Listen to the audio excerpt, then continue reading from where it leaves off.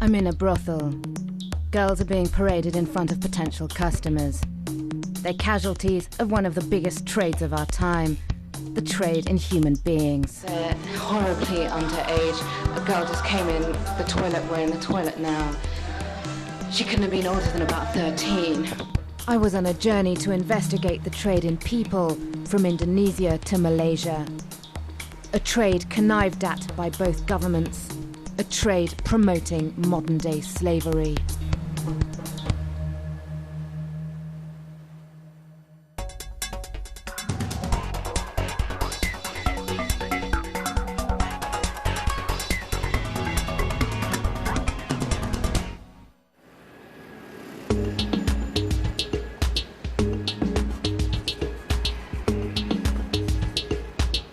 Our journey began in Kuala Lumpur, the capital of Malaysia. Looking at it, you'd never guess, but this is a city of slaves. For slavery in a modern form is what hundreds of thousands of migrant workers from neighbouring Indonesia endure here. The press was bubbling with the story of one, an Indonesian woman who'd killed her boss. We managed to track her down to the Indonesian embassy where she's staying, and she's agreed to talk to us.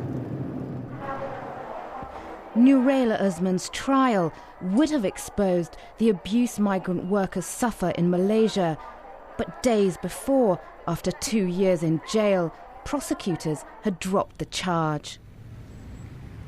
Oh, I can see some girls on the balcony. We discovered the Indonesian embassy has become a refuge for scores of women who fled their Malaysian employers. If they leave the embassy, they'll be arrested. Their visas are no longer valid because they've left their jobs. Nurayla was due to return to Indonesia the following day. She'd expected to spend the next 10 years in prison. She'd been recruited to work as a waitress in a restaurant in Malaysia. The wages were terrible, but better than she'd ever get in Indonesia.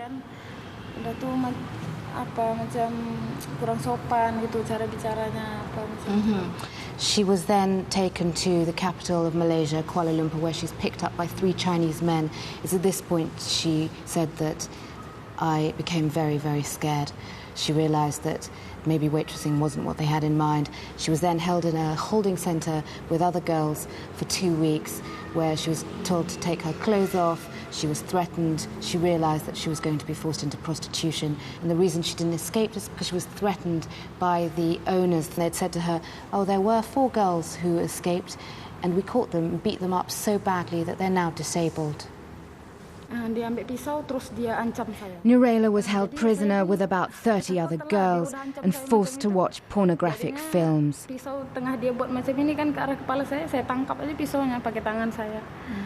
Nurayla and a few girls were taken to an apartment, forced to have sex with clients. Nurayla said she was filled with rage when she refused. The main trafficker groped her breasts, tried to fondle her. She pushed him away. A tussle ensued where she was slashed on the hand. She's got 16 stitches now. And she stabbed the guy. She's not sure how many times she stabbed him. The girls fled, flagged down a car, asked to be taken to the embassy, but instead were taken to the police station. At first, the embassy didn't want us to talk to the other women. But later, they told us most had worked as maids for Malaysian families, earning the equivalent of $2 a day. They all came here legally, bar one, and they're waiting on cases of abuse, cases of not being paid by their employers. There are 140 of them in the compound. Eventually, one of them told us her story. She'd worked 18 hours a day, every day, for 10 months. She was never paid, and her employers had taken her passport so she couldn't escape home to Indonesia. Throughout that time, she was beaten with a golf club. Why do you think your employer was allowed to hit you?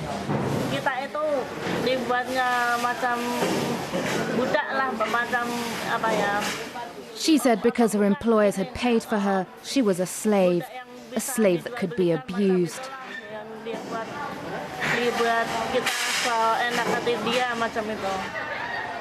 Many of the women had scars from beatings, but didn't want to be filmed. One of them was Nirmala Bonat. The woman she worked for branded her with an iron and then forced her to clean it because her flesh had stuck to it. Under Malaysian law, few women stand any chance of getting their missing wages. They were saying it's worth staying in Indonesia, earning less money, than to come here and be treated as a dog. 2 million Indonesians work in Malaysia. That's nearly 10% of the country's population. 300,000 of them are maids. Every year, thousands flee their employers. We're in the outskirts of town at the moment because we've heard there's a shelter here that houses Indonesian women who have been abused working as maids or in factories or have been trafficked over here into the sex industry. Runaway Indonesian maids can't leave the country because their employers keep their passports, and it's against the law for them to take another job. Yet women are often so badly treated, they run the risk of working illegally to pay a people smuggler to get them home. One girl is trying to avoid this. Sarah is suing her boss for unpaid wages. She also wants her punished for violent abuse. And how often would she hit you? Banyak kali. Selama 1 tahun tu saya pukul lah. How did that? Mula-mula pun macam ni lah, pukul macam ni, lepas tu kepala kan, kadang pakai rotan macam tu pukul. The mistress of the house would beat her. Often, first it started slaps on the face, then she started to beat her with a cane, she said. Sarah showed me her scars. Can we show? Thank you, Sarah. Yeah, you can see this is a year later. She's got scars and she beat her so hard round the head that her ear is now deformed.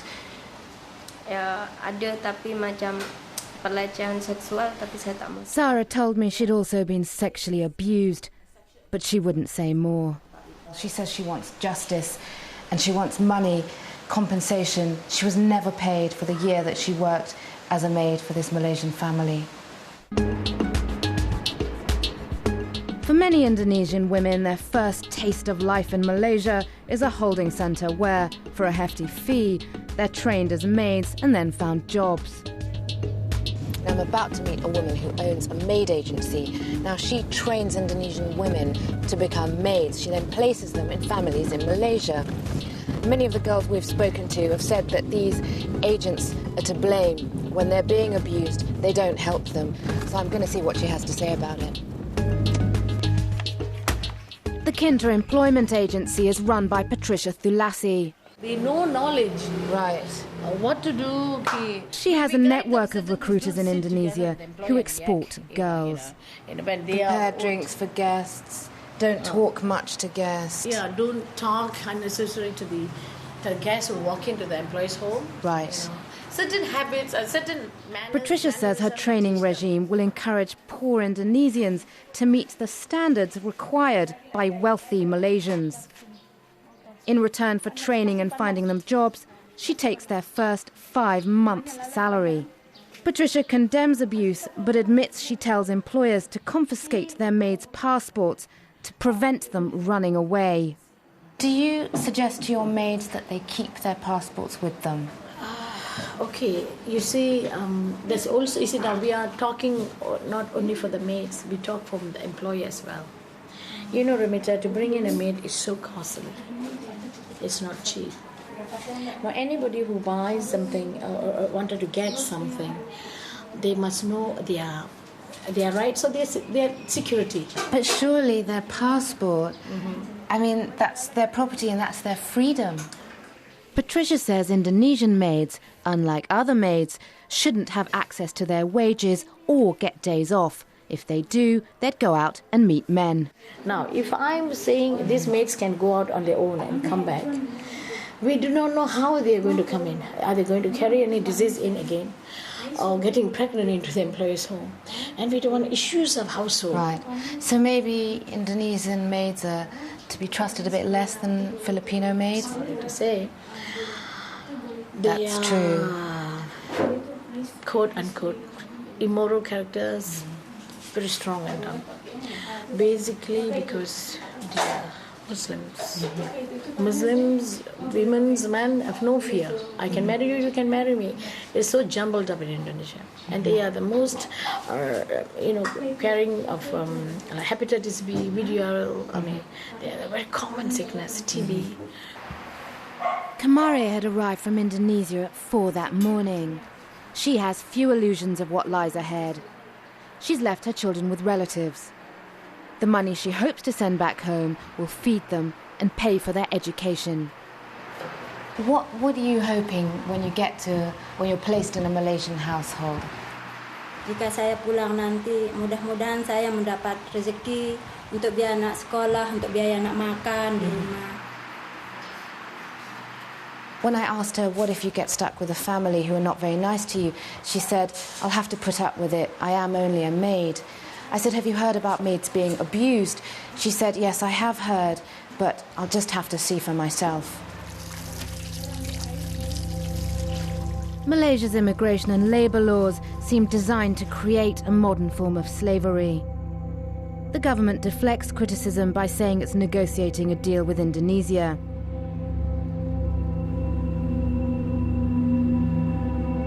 I'm on my way to meet the Minister of Human Resources. He's responsible for all Indonesians who come here to work.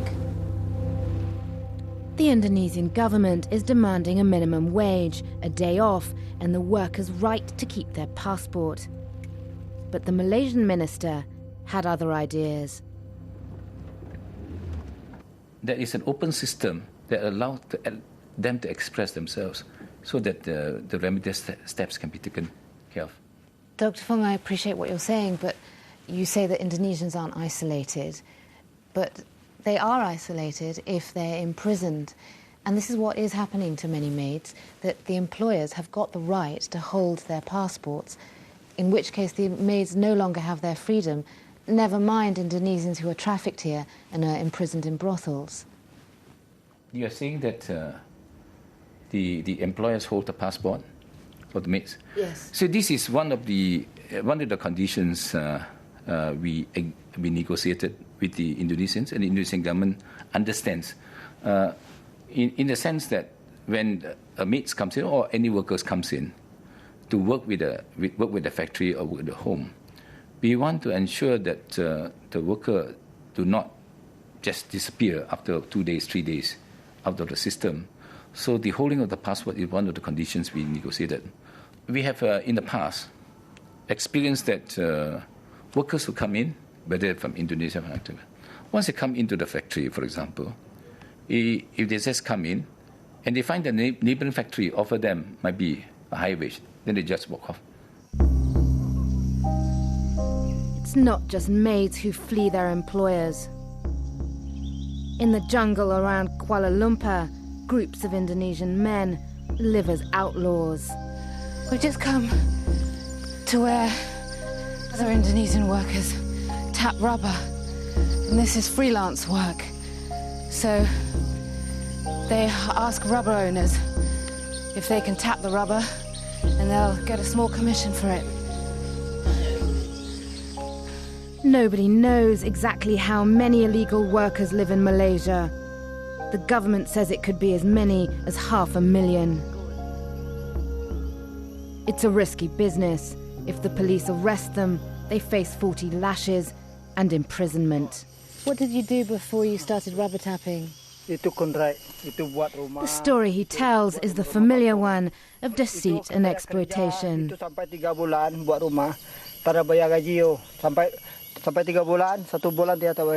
Before this, he used to work on a construction site, and the reason that he left was because he wasn't getting paid. He didn't get paid for 3 months. And I asked if this was common practice, and he said yes, and there was a chorus of yeses from other guys here that had worked on construction sites. He said that the money's bad when they do pay you. He said that the conditions are dangerous, and the reason Indonesians work on construction sites is because they're promised so much, but they go there, find out that they're not paid, they can't get out, and they get stuck.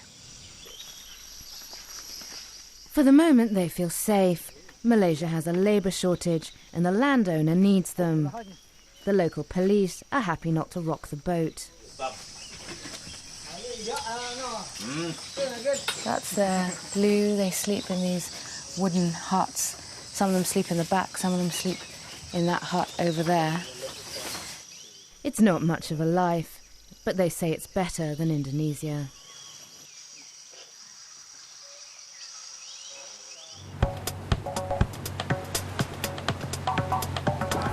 I retraced the route the Indonesian workers I'd met had taken to Malaysia.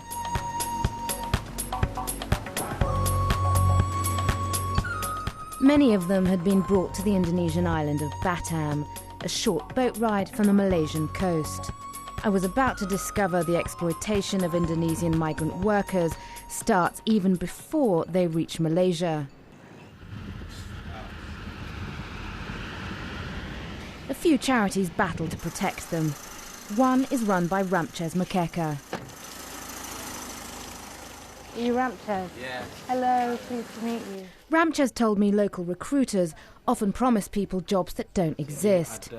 The recruiters then charge exorbitant fees for accommodation until a job does materialise. Desa-desa atau ke kota besar. Ramchas has just told me that once they're here, they're held in holding centres for anything up to 3 months to a year. They just don't know. They also have their passports taken away from them, so it's almost like they're imprisoned. To pay for the privilege, the workers sign away future earnings to the recruiters. We were taken to a holding centre. 3 girls had smuggled out messages saying they wanted to go home, but were being imprisoned. 4 people are guarding this particular centre. The girls were going to be shipped abroad to pay off their debts. The one on the corner. On the corner house.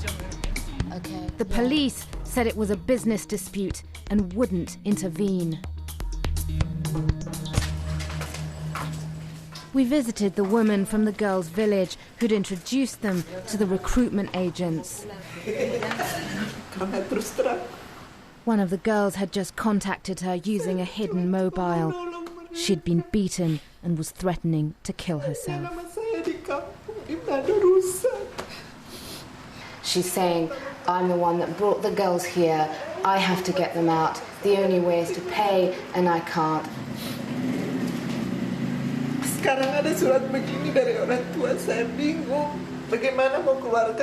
And it wasn't only the girls she was feeling sorry for. She hadn't yet received her commission for introducing them.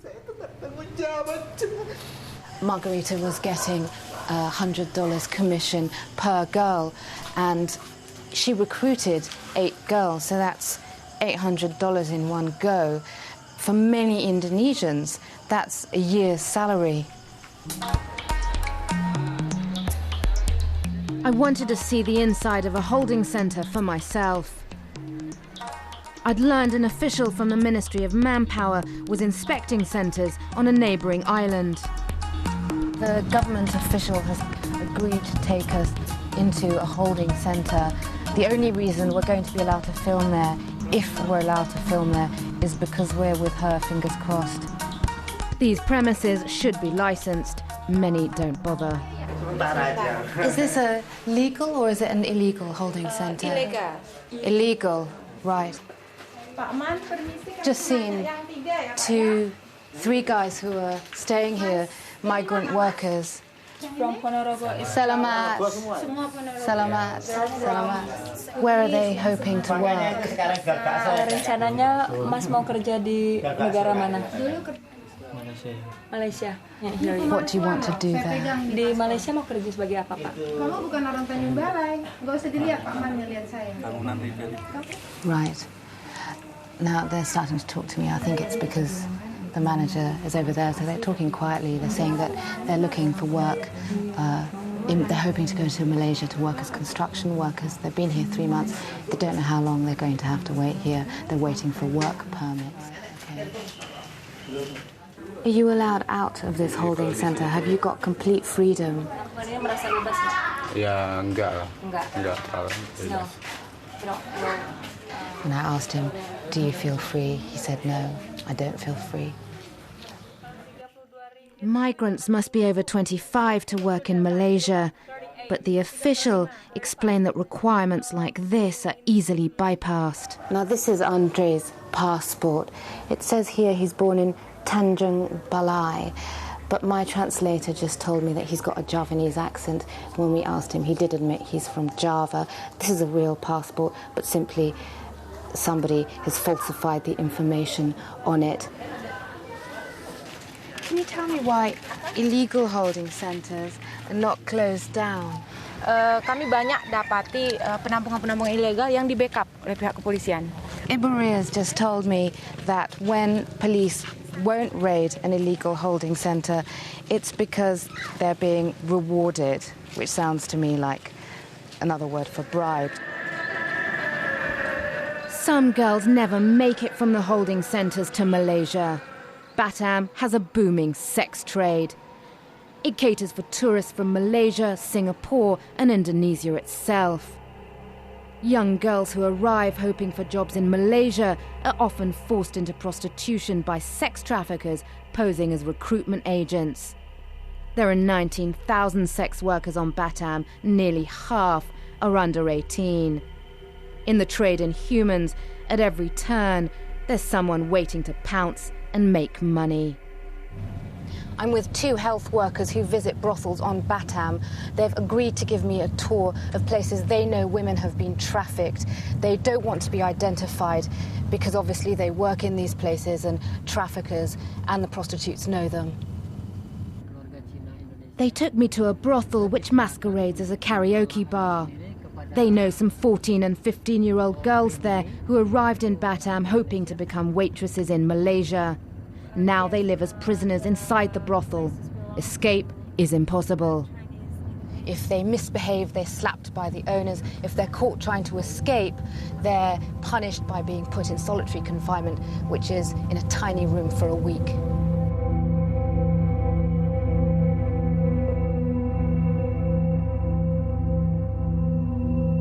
Posing as tourists, we went inside with a secret camera.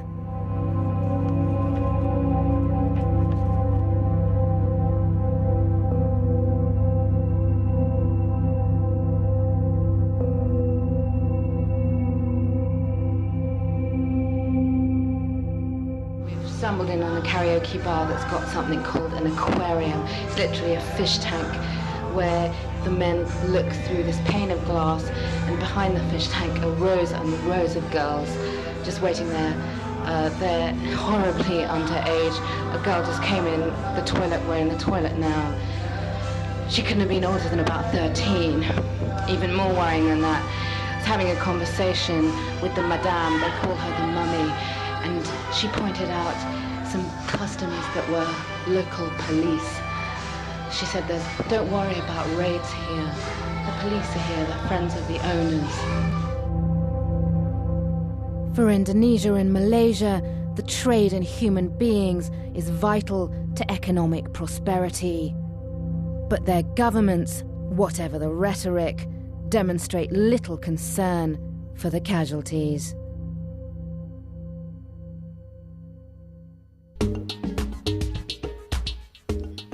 A scary trip into an ice maze to reconstruct some famous explorations. The search for Northwest Passage tomorrow, 7:10. But next up tonight, it's Friends.